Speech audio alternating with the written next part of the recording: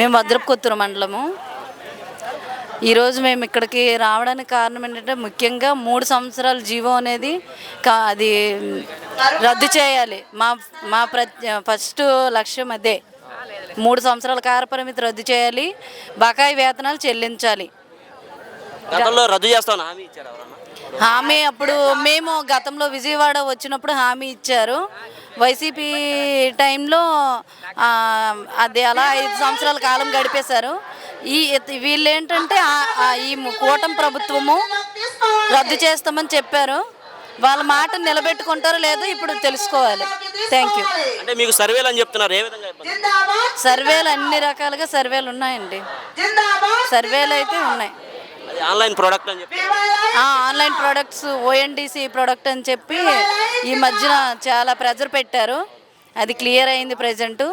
ఇంకా ముందుగా ఇంకా అలాంటివి ఏవైనా వస్తే మేము దానికి వ్యతిరేకంగా వెళ్ళడానికి ముందున్నాము. ఫస్ట్ మా లక్ష్యం ఏంటంటే 3 సంవత్సరాల కాలపరిమితి అనేది రద్దు చేయాలి.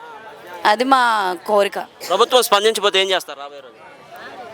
ఈ ధర్నాన్ని కంటిన్యూ చేస్తాము, ఇంకా ఉధృతం చేస్తాము, తీవ్రతరం చేస్తాం.